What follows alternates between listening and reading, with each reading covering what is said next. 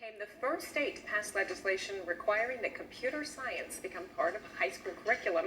Dr. Richard Montgomery, superintendent of Star City Schools, is helping to lead the charge on that path to the future. He was recently recognized by Project Lead the Way as Administrator of the Year, and he's joining us now. Thanks so much for being here. It's a pleasure to be here. Thank you for inviting me. This is something you guys started a couple years ago. Right. We were actually a little bit ahead of the governor on the computer science, but applaud his efforts to bring that opportunity for kids across the state.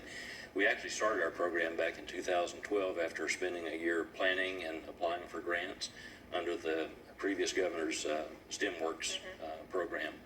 And we're able to put in the engineering and biomedical science at our high school and middle school right away. And then when computer science came along as a curriculum choice, we piloted that actually for Project Lead the Way a couple of years ago.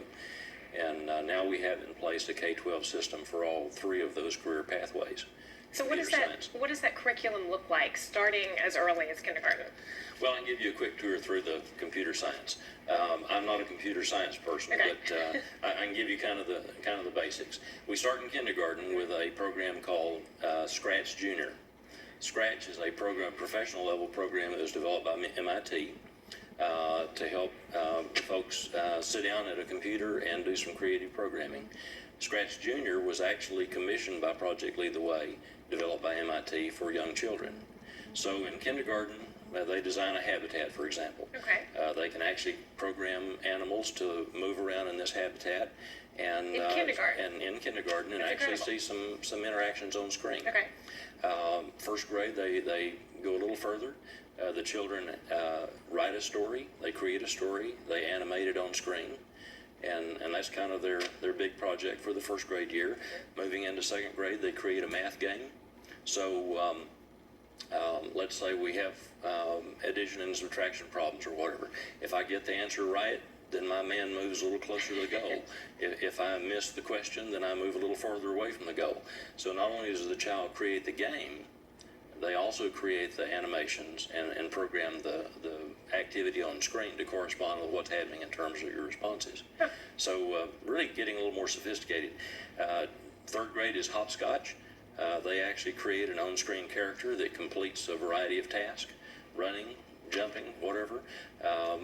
Again, the sky's kind of the limit. It challenges the child to be creative and innovative, and then use this medium to express that. So it gets a little bit more advanced each year. A little more advanced, absolutely. In fourth and fifth grade, for example, they use a program called Tinker, and they develop a baseline test for someone who might have a concussion. So time responses, that sort of thing as a baseline. So if you do have a head injury, then this data could actually be provided to a physician to compare your current situation with what you were before you had the accident. What kind of feedback have you gotten from students and their parents about these programs? The students love it. Yeah. One student made the comment here a couple of years ago. The CEO of Project Lead the Way was in our school for a visit, and he was interviewing some elementary children, and he asked the question, what do you like most about this curriculum? He didn't use the word curriculum, but a little simpler than that. What do you like the best about these classes?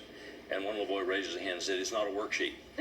and certainly kids in the digital age are not in tune with worksheets. Right. It feels like a game.